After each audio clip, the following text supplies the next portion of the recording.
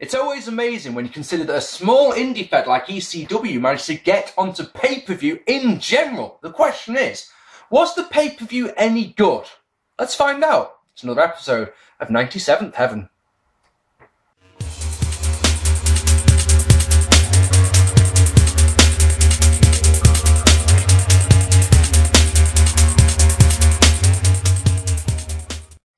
Hello ladies and gentlemen, and welcome to this, another episode of 97th Heaven. Now tonight we're going to be doing quite a special pay-per-view, are we not? We're going to be doing Barely Legal 1997 from ECW. I'm going to be watching it, or I watched it, on this, well not this per se, One Night Stand 2006 came with Barely Legal 1997 on DVD. So the first thing that I must point out is that every single entrance music on this disc has been replaced with generic music. And all of it, every single one, sounds absolutely fucking terrible. Now I should talk about one little thing, and I apologise. This one might take a while to do because I need to talk about the mass transit incident. Now before, today it's Sunday, it's taken me 2 days to watch this show. I was going to watch it in two halves. On Sunday morning today, I decided I should probably talk about the mass transit incident. So it's taken me most of the day to do research for this one. If this one's a bit long-winded, and if I'm wrong, I apologise, alright? I can't be perfect, and there's a lot of different conflicting stories about this one. So, excuse me, it goes like this. ECW were on a roll in the mid-90s, were they not? They had a syndicated show that was going around, and they were growing in popularity day by day because of the smart fans on the internet who wanted something different. The WWF at the time was very, very cartoonish, and WCW, while it was still alright, was, you know, Hulk Hogan versus what are they called now? You know, they had the Monsters. No, come on, brain. I haven't written it down because I thought I'd remember it. The Dungeon of Doom! There we go. I was going to say the Monsters of Doom, that felt wrong. That sounded wrong. So yeah, which was rubbish. Utterly shit. ECW were presenting something different and something fresh, and they had the luchadors, they had the hardcore style that was getting them a lot of attention. And they were getting close to pay-per-view. And then this happened. The mass transit thing. Now I'm going to try my hardest to look at you and not sit there looking at it like this. But it basically goes like this. A young man who I've got to look down, called Eric Koulas, turns up at an ECW house show taping one day. Not a taping, just a house show with his dad.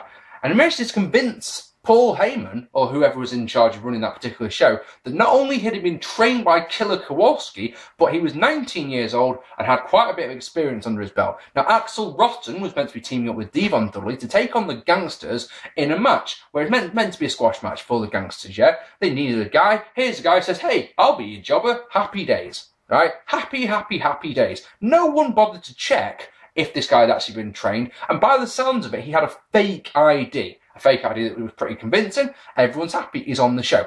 Now, that's all good and well, isn't it? But you're facing the Gangsters. Not exactly known for being, well, they beat the shit out of people. And by the looks of things, they beat the shit out of people for real, as well as, you know, in the fake way of beating the shit out of people.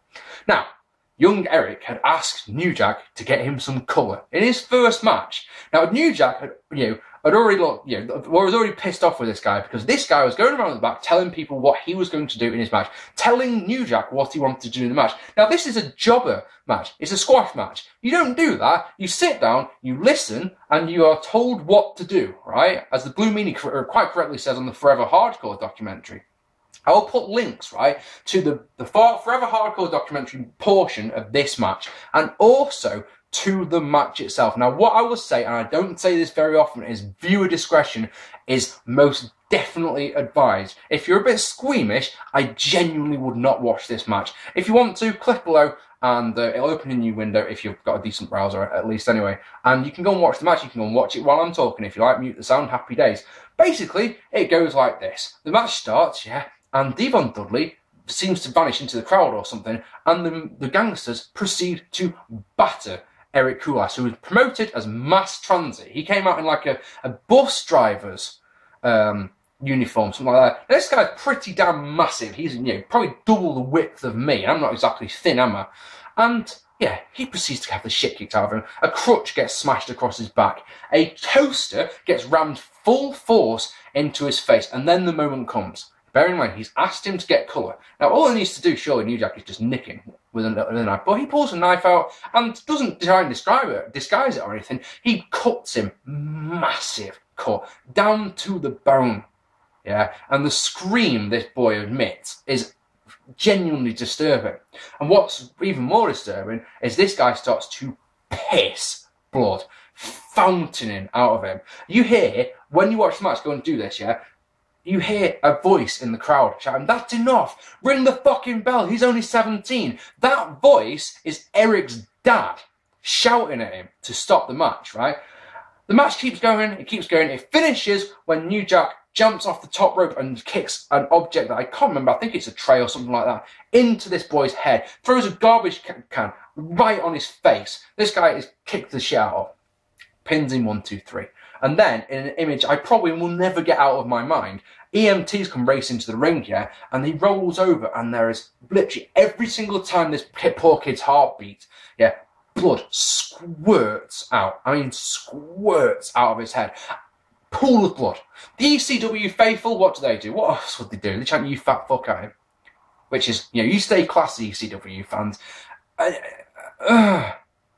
Oh my god, it's genuinely scary. Now, of course, ECW are trying to get on pay-per-view at this point. They're trying to get on pay-per-view with On Demand. The On Demand, you know, a tape of this somehow gets this way, because someone in the crowd had taped the thing. That's how we can watch it. This is on a house show, but someone's taped it, right? So, the people at On Demand, a tape of this, and this is a bit where I don't know for exactly sure what happens, because bear in mind, I wasn't, you know, into ECW at the time, per se.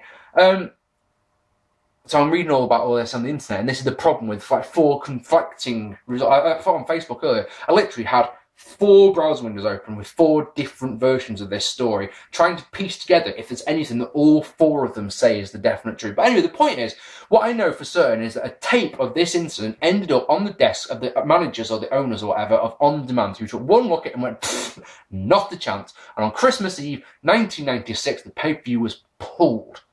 Now, a little thing I must point out, New Jack was taken to court over this, which I don't get. I genuinely don't understand, because the kid, it sounds like the police were the ones who pressed charges, not the kid, because the kid surely, if he had taken him to court, must have known, so I'll just making sure my charges on, idiot, the kid must have known that he had said to New Jack, "Get me colour," so New Jack could cut him open.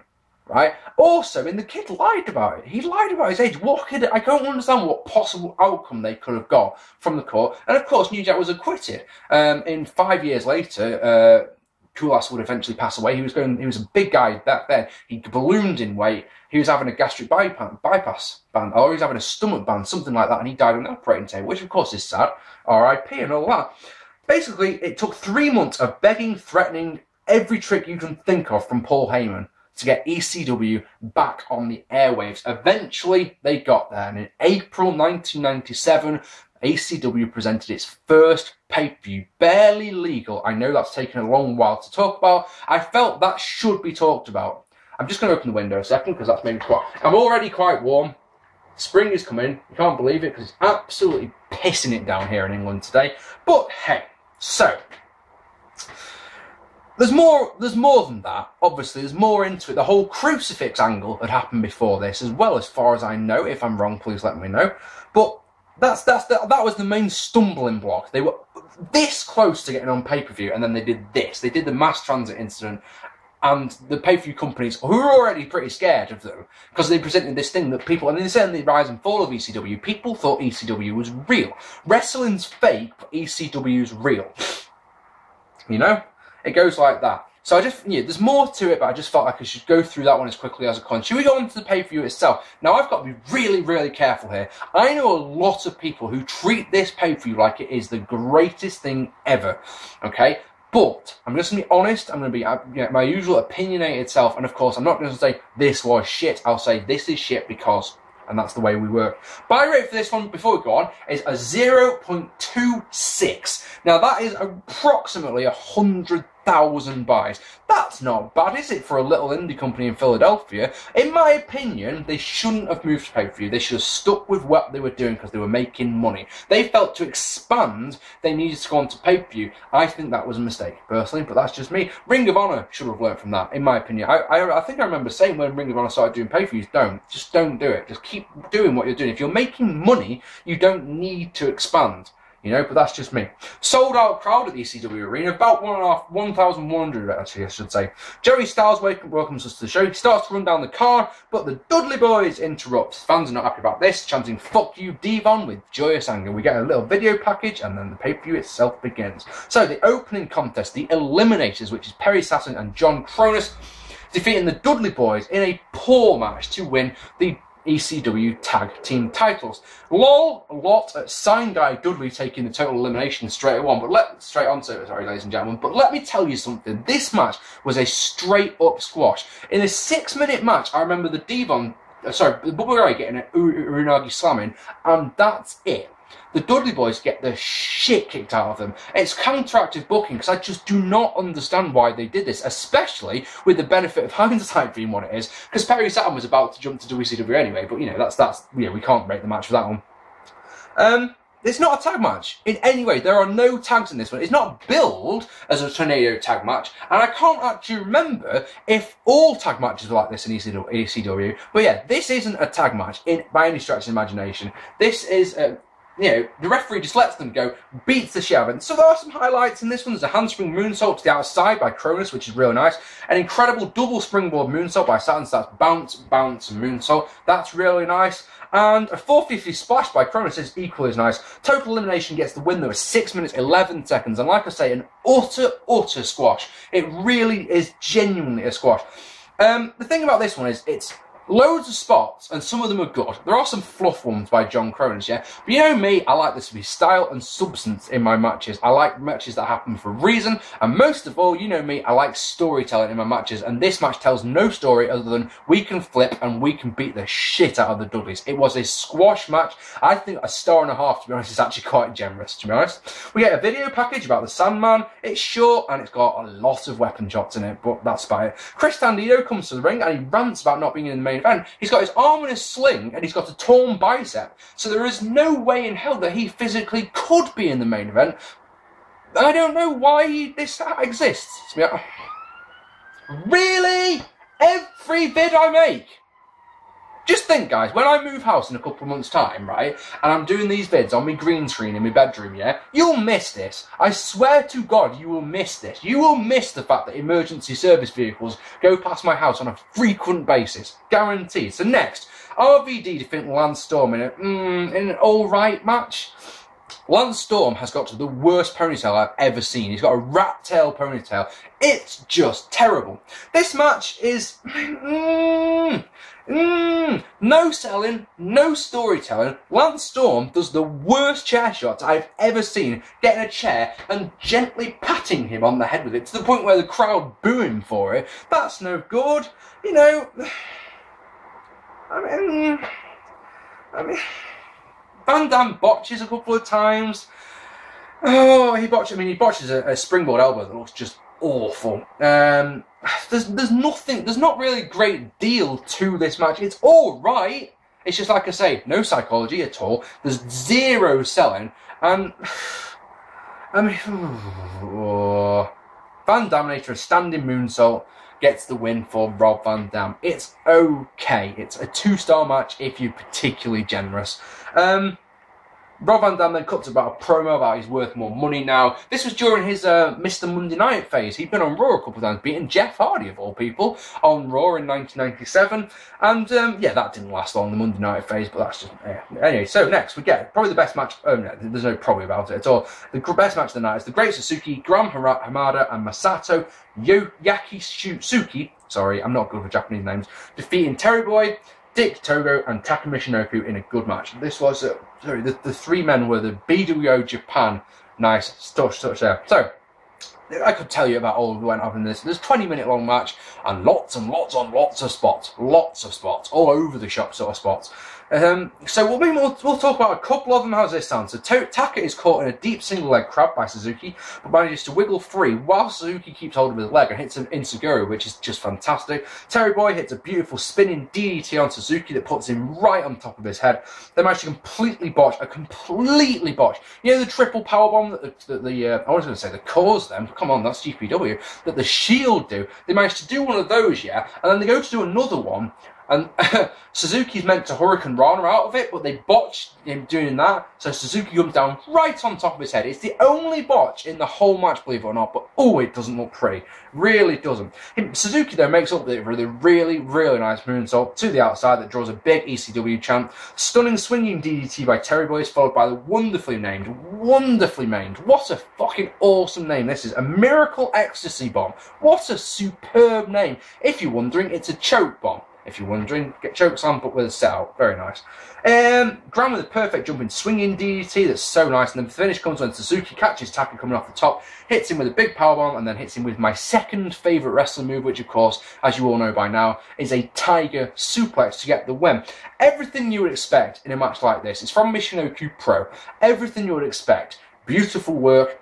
Beautiful pace, crisp dives, and absolutely zero selling and zero psychology.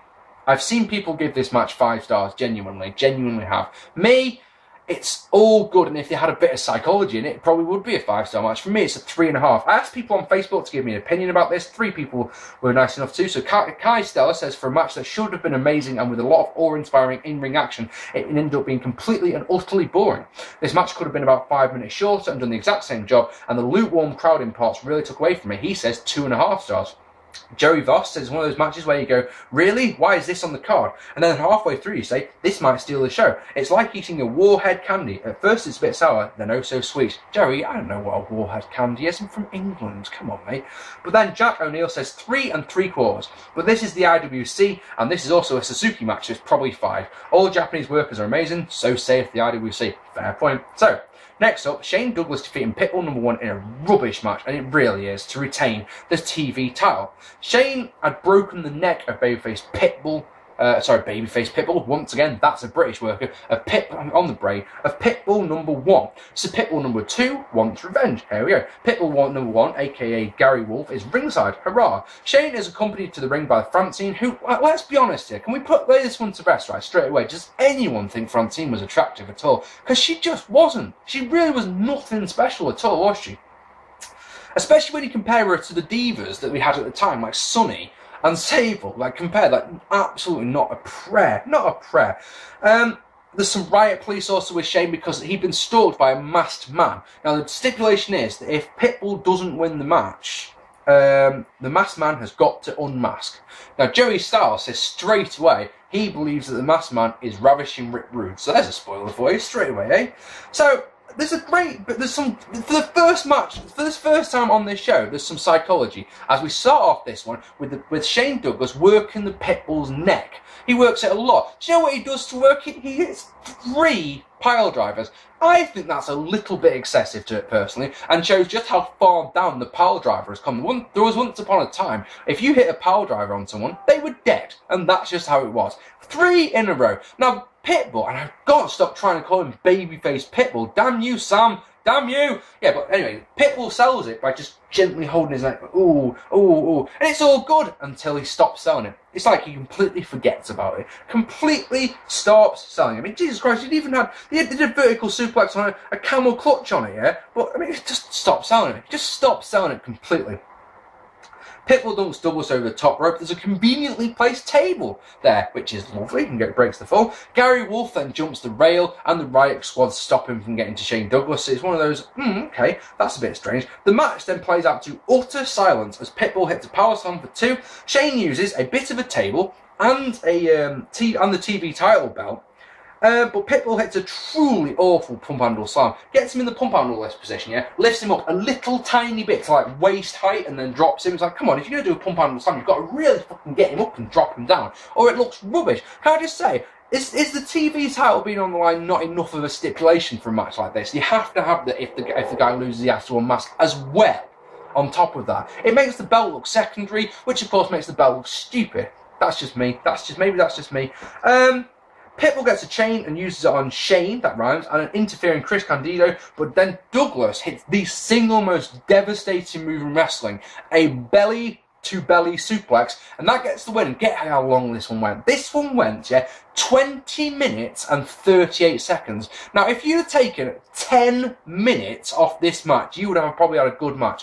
But what it felt like to me is, once babyface... Fucking hey! Once Pitbull stopped selling the neck, right, and once they'd done the Gary Wolf jumping over the ring barrier, which felt like it came way too early, you had nothing. The last 10 minutes of this match were just nothing at all. Don't rate Shane Douglas at all. The guy is so overrated in my opinion. But yeah. The crowd only cared about chanting Francine, and Shane, both of them looked poor. And Pitbull, number 2, was awful in this one. And I've been told since I watched this that he was one of these wrestlers who needed everything planned out for him, whereas Shane Douglas, being an old school kind of guy, planned everything in the ring. So this was never going to work anyway, was it? After the bell, the masked man comes out with a robe on that says "Simply Ravishing" on the back, alright? So you're like, of course that's Rick Rude. He wants Francine. The whole point of this is the masked man wants Francine. He doesn't really care about Shane Douglas. And he grabs Francine. But then one of the riot police gets in, yeah? And of course, Shane takes the mask off, and it's not Ravishing Rick Rude at all. It's a swerve. It's Brian Lee, or the fake Undertaker, for anyone who doesn't know who Brian Lee is. It also was Chains, wasn't he, in DOA? And I think I forget about DOA. And yeah, the riot policeman, and takes off his helmet, and that's Rick Rude. And he batters on Shane Douglas and batters on Chris Candido, and everyone's happy. And then he shakes his hips, and everyone's good.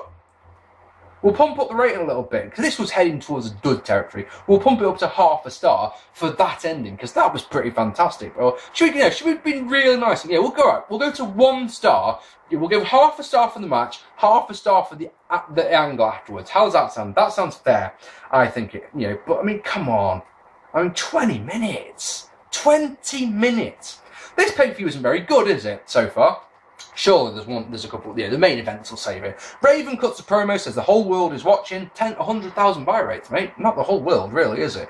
And then Taz defeating Sabu in an kind of match. 1.5 years in the making this was. Now, of course, this would have happened a lot sooner if ECW could have got on pay-per-view earlier. But, Taz had been calling out Sabu for months. And then he was dressing people up. Well, no, saying dressing people up. Saying that you're Sabu, and beating them up. And, so there's a big, the big story. Now, I compared this match to a match we're going to see later on as part of this series, is Starrcade 97. The Starrcade 97 one, months and months of build-up, shit match, yeah? That's what this is, in my opinion. Great build-up, can't wait to see it.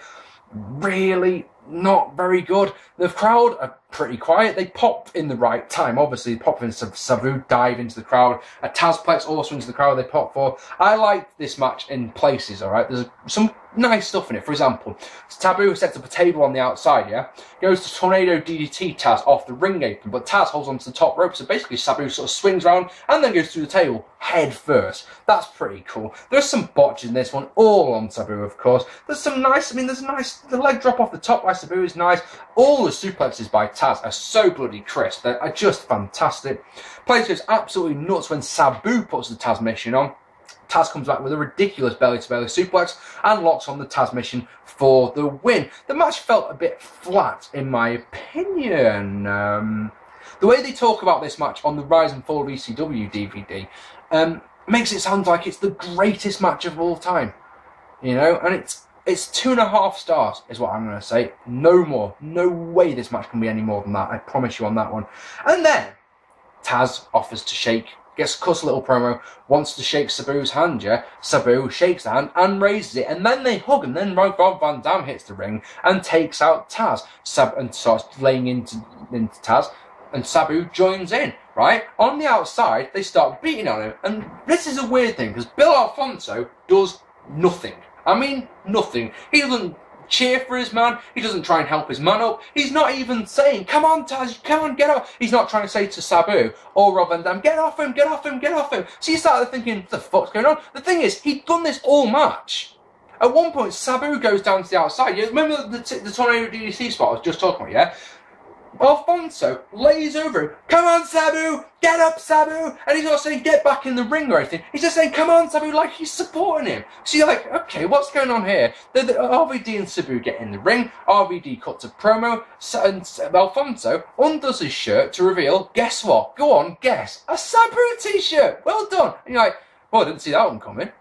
It could have been so good. It could have been such a good swerve. Such a good turn. But the fact that all through the match, Alfonso did fuck all. And you're like, wow, man. Wow, that was shit. So yeah, 2.5 stars is what I'm going to give that one. It could have been so good, and it just wasn't at all. Terry Funk then defeating, onto the main event. Because there's two. Terry Funk defeating the Sandman and Steven Richards in a crap, and it was, match to three-way dance to become the #1 contender. This was meant to be Sandman versus Richards versus Dreamer, but Dreamer gave up his spot to Funk, which is lovely. Now, remember how I told you that they dubbed the music? At the very start of this video, I said that they dubbed the music on every entrance, yeah? Now, bear in mind that Sandman's entrance was Enter Sandman by Metallica. Fantastic tune. Jesus wept, the music they chose for him was so very shit. I'm sorry. I must have a drink. I'm sorry. Dreamer joins on commentary, and, well, let's have a think. I've always said this before, that Tommy Dreamer, I respect him in the ring, is what I'll say. I always thought, if you watch the Rise and Fall of ECW, right, answer me this one. Does anyone disagree with this point, yeah? That Tommy Dreamer comes across as such a boring fuck. So dull. So uninteresting. Like, I don't care what you've got to say, Tommy. It doesn't interest me one bit. What can I say about this match, right? I understand that people like it because of the story of it. The story is that Terry Funk has got one last shot at the ECW champion, becoming ECW champion. And I get that from it. So we have a story per se. The thing is, there's no substance to this at all. It's just weapon shot after weapon shot after weapon shot. They use chairs. They used ladders and climbed up. At one point in the match, I can't remember who it is, Sandman and another one of them, both climb up the ladder like it's a ladder match. And there's no reason for it. They use barbed wire, they use trash cans. Sandman, this'll be a shock for you, looks absolutely shit-faced. Didn't see that one coming, did you? Fucking A. Yeah, the feel-good factor of Terry Funk winning is good, and I'll give them that credit, yeah? But as a wrestling match, this is woefully bad. The crowd, you know, they help, admittedly, they do. Steven Richards is the first one because it's a three-way dance and that's how they work. But later on, he comes back, he super kicks a trash... No, wait, not a trash can into Sandman. Sandman has got the trash can over his head, sorry. Steven Richards super kicks that, and then Terry Funk hits a moonsault to get the win. And no. But then, the actual main event is actually quite exciting, to be honest, as Terry Funk defeats Raven. Okay match to win the ECW Championship. So Funk is pissing blood. He's absolutely covered in blood. Got a big cut here, which is streaming blood all down him. The fans chant for Tommy. We want Dreamer. We want Tommy. Tommy Dreamer on commentary, saying nothing at all of relevance at all, sounding so dull. And yeah, he's promised Terry Funk that he will not interfere in this match.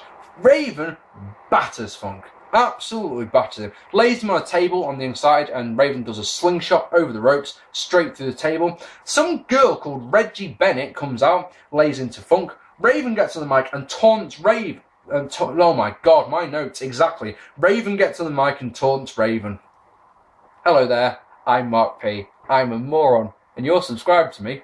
I don't know who's worse, to be honest. Raven gets on the mic and taunts Tommy Dreamer. Tommy Dreamer puts the headset down, comes up for if you want some. But look behind you, big dick Dudley comes in and starts attacking him. Goes to chokeslam him off the stage, but wait! Tommy Dreamer reverses, counters it, chances into a chokeslam of his own on Big Dick Dudley, who goes down. There's 3 tables, just happen to be stacked up there. He goes through all 3 of them. That's nice. Tommy Dreamer comes chair arsing down to the ring, hits a DDT on Raven, but Raven kicks out. Now, I'm absolutely certain that was meant to be the finish. Absolutely convinced. But no, it kicks out. Small package by Terry Funk, 1, 2, and 3. And the place, to be fair, goes absolutely nuts. Jerry Styles is crying. Do you believe in miracles? He shouts, and it's a feel-good feeling, which is one of the reasons why that match gives me 2. I give it 2 stars. It's a tricky one. This it is a genuine tricky one. People they seem to think this show has got this mythical status to it. It's the greatest, one of the greatest pay-per-views you've ever seen. Do you know, after I finished writing this, I typed in ECW Better Legal 97 review, yeah? The first I clicked on into Google, I clicked on videos. Go look, do it yourself, yeah? There's a video 3 videos down where the guy gives this show 8.75 out of 10. That's WrestleMania 17 territory. Not a chance. Absolutely no chance. There is no good matches on this card, but it is at the same time, it's compelling viewing if you're a historian of ECW. But I'll tell you something, the other thing I did before I started doing this video is I went back and looked at some of my 10 years ago series, right? And there's ECW pay-per-views that I gave 7 out of 10 to, with 4-star matches on it, like 2 or 3 of them. And you're like, yeah, okay, this one isn't that good. It sets the tone and sets the base for them to move on to. The next pay-per-view, I think, was in August of 1997. But it's so average at best. It's so very, very average. It's nothing special. If you wanted to be really generous, right, you could give this one 5 out of 10 and be really, really generous. I sent my mate Danny Ace a text message. What did you give this? He gave it 6 out of 10. I can't do that. I cannot rate it this high because the constant weapon shots and the fact that there's no substance to any of the matches, any of them at all. I mean, the lack of selling, the lack of psychology encompasses everything that was wrong with ECW for me. Yes, it was different, and it was definitely different to the product that the WWF especially was putting out at this time, but god damn, man, it's not wrestling. It's cookie cutter, it's cookie trays, it's ladder shots, it's not very good. And I forget heat for that one, I'm sorry, all I'm doing is speaking my mind. At the end of the day, this is a forum for you. If you disagree, if you fucking adore this pay-per-view, please, I'm begging you, get your keyboard and tell me what it was about this show that you liked in those comments. At the end of the day, I'm just giving an opinion. This has been 1997 Heaven. Next up, we're going to do, I think it's Spring Stampede from the WCW, in May 1997, because we've already done was it Revenge of the Taker was last one? I forget. My brain's mush now, I've got to be honest. Ladies and gentlemen, if you've enjoyed this video, please hit that subscribe button, hit the like, leave me a comment. I don't reply to them all, but I read every single one. Can I just say a massive thank you to whoever it was who sent me this. I got this anonymously in the post yesterday. No name, no note, just a poster with me on. Look at Dave Rain's face. Oh, I'm Mark's #1 fan. I knew he was. Yeah, thank you so much for watching. This has been 97th Heaven. I've been Mark P, and I'm out. Take it easy, guys.